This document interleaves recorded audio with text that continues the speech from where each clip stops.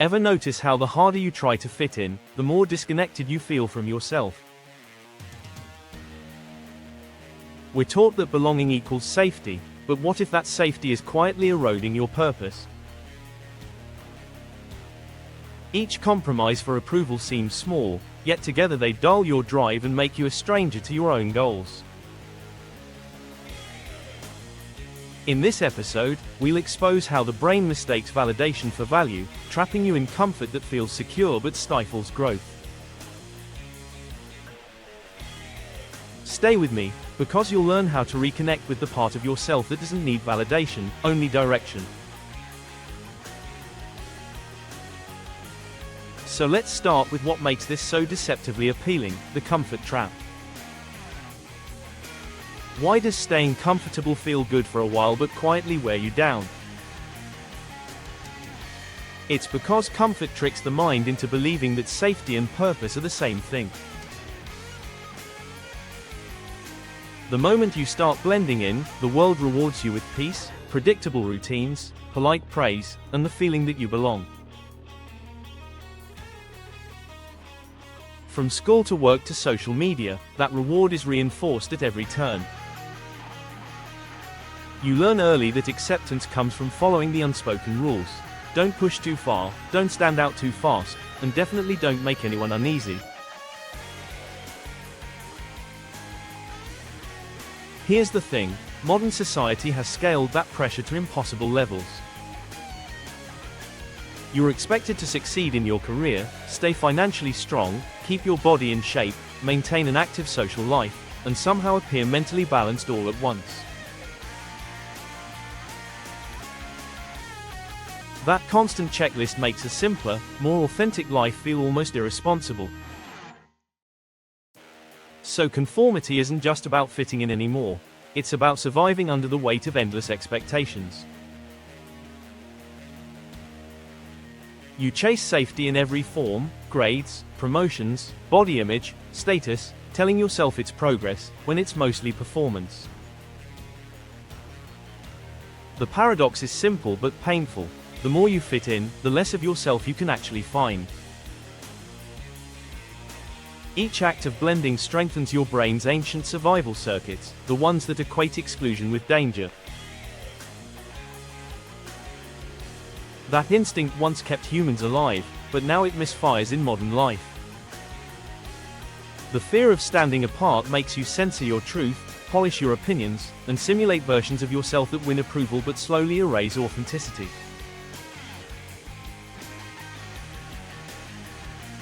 You see it all around you. Someone swallows a true thought in a meeting to avoid conflict. Another mimics a safe career path that doesn't spark joy. Others chase familiar milestones, titles, homes, curated relationships, not because they fit, but because they signal stability. Each small edit feels protective, but over time those edits carve out purpose until all that remains is a smooth, neutral version of you, easy to accept but hollow inside. That hollow feeling isn't random, it's the product of living for validation instead of value. The more complex and externally driven your life becomes, the less space your mind has for simplicity or genuine satisfaction. Psychologically, this constant performance carries a cost. The same reward circuits that light up from social approval work like a short-term stimulant. You feel the high when you're praised, but it's fleeting, forcing you to chase the next hit. Over time, that cycle mirrors the same pattern seen in burnout and anxiety. Your brain stays wired for vigilance, never rest. It rewards imitation but drains creativity. A simpler mind, that could support clarity and peace, is replaced by one addicted to external noise. What matters here is that comfort isn't neutral, it's chemical. It seduces the brain into mistaking temporary pleasure for genuine direction. Most people think they're building stability, but they're really managing fatigue. And when the world that once applauded you goes silent, the structure collapses. Now the question becomes, when approval stops giving you energy, what happens to your motivation next? It starts quietly, the point when your drive begins to thin out even though your schedule still looks full. This is the motivation crash, the moment when energy built on external validation finally burns out. Chasing approval is strange because it pushes you to work harder each season, yet somehow leaves you feeling emptier at the finish line.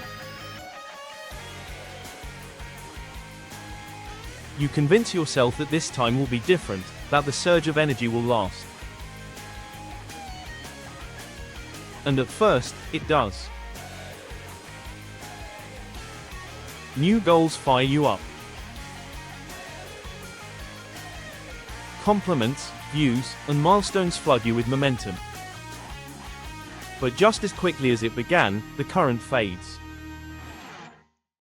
Missed workouts, fading discipline, skipped routines, each sign marks the slow decline. The energy that came from being seen burns out the second the spotlight dims. That's the crash and burn cycle. It looks productive from the outside because effort spikes early. You sprint toward measurable outcomes, summer fitness results, promotion targets, social metrics, anything that signals worth through others' reactions. Then, once the reward arrives, motivation evaporates. This drop isn't unpredictable, it's built into the design of the goal itself. Because it was both extrinsic and held within a specific time frame, the fuel source was always temporary.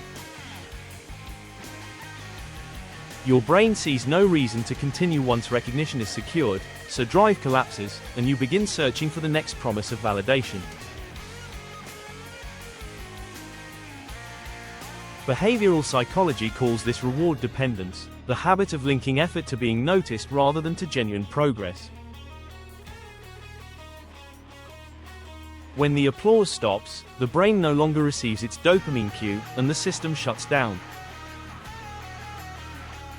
Goals without inner meaning simply can't sustain energy. The feedback loop ends the moment external attention does, leaving you depleted and wondering why momentum never lasts. You can see this pattern in daily life. Maybe it's a fitness plan built around a season, a project done for attention, or social posts curated for approval. Each starts strong because your mind is hooked on visibility. But when the audience moves on, motivation stalls.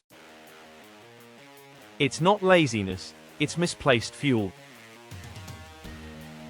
The drive was borrowed, not owned. Like a rented battery, it powers you only while plugged into someone else's outlet. Beneath that short-lived energy sits what you could call the puppet master, those unseen forces steering your actions. Often it's insecurity or ego, but deeper still it can trace back to childhood experiences of feeling unseen or unworthy. Subconsciously, you start chasing validation from the very places that once denied it. Each achievement becomes an attempt to soothe an old wound, not express a true purpose. And because those forces stay hidden, they keep pulling the strings. You keep chasing goals that look impressive, not ones that feel aligned. Here's where the work begins. To reclaim control, you have to interrogate your goals with humility. Ask, why does this goal matter to me? Then ask again, each time peeling back a layer until you reach the real motive. If the root is fear, you'll find restlessness. If it's meaning, you'll find momentum that doesn't fade. Consistent motivation doesn't come from pushing harder, it comes from choosing goals that resonate with who you are rather than how you appear. When your reasons live inside you, effort stops depending on recognition. The cycle breaks, not because you've outworked it, but because you've changed what fuels it. And that raises a deeper question: if these hidden puppet masters are shaping so many of your choices, how do you start designing your own instead of obeying theirs?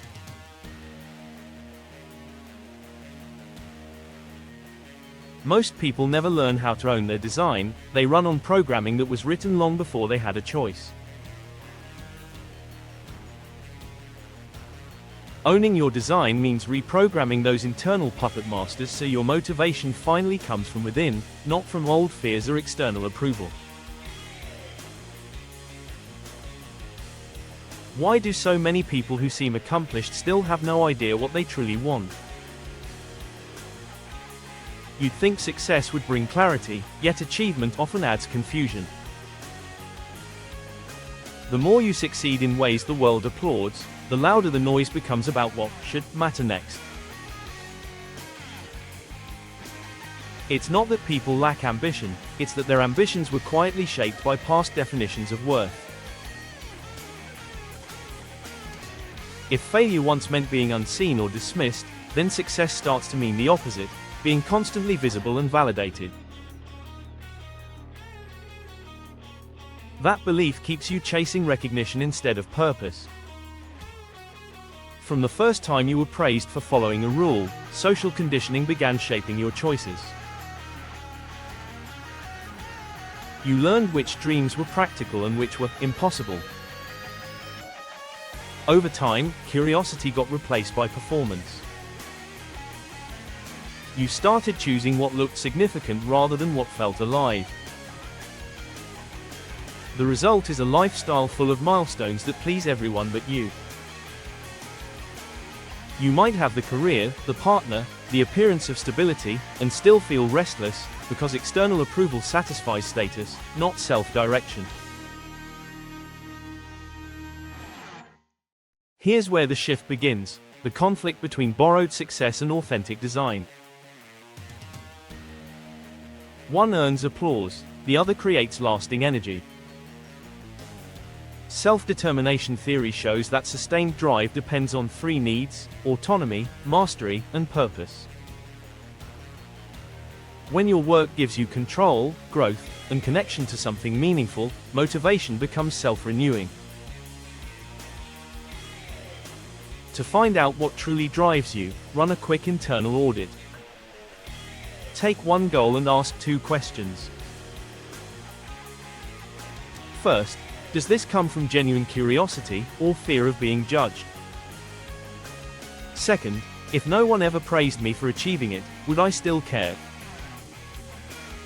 And then add a third question: am I chasing this because it's the opposite of how I once felt inadequate?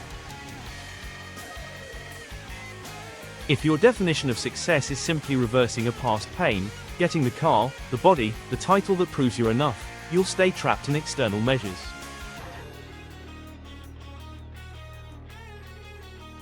Real success is losing the need * for proof. It's inner freedom, not public evidence. Another practice: learn to say no to good opportunities. Not because they're bad, but because they scatter your focus. To make this practical, assign a high value to your time. Think of a large number, say, $10,000, and imagine that's the price of 1 hour of your attention. When new offers or tasks appear, ask if they meet that value. Most won't. This mental filter forces precision. It protects focus for the commitments that build depth instead of noise. When you stop trading time for validation, you create space for clarity. Your energy aligns with choices that give back more than they take. Purpose and peace start emerging from the same place: your own design. And once you begin to live by that design, what comes next is the real definition of freedom. Now the real work begins, making your life feel human again. freedom isn't found in fitting in but in reconnecting with what your biology already knows. The more you live in rhythm with your natural design, real connection, unfiltered conversation, movement, time outdoors, nourishing food, the clearer your mind becomes. Authenticity isn't a performance, it's maintenance for being human. This week, pick one goal and simplify it. Ask if it honors your basic needs or someone else's image of success. Real alignment isn't about finding who you are, it's recovering who you were before the world told you to edit it. Subscribe for more psychology-backed frameworks to design a life that actually feels like yours.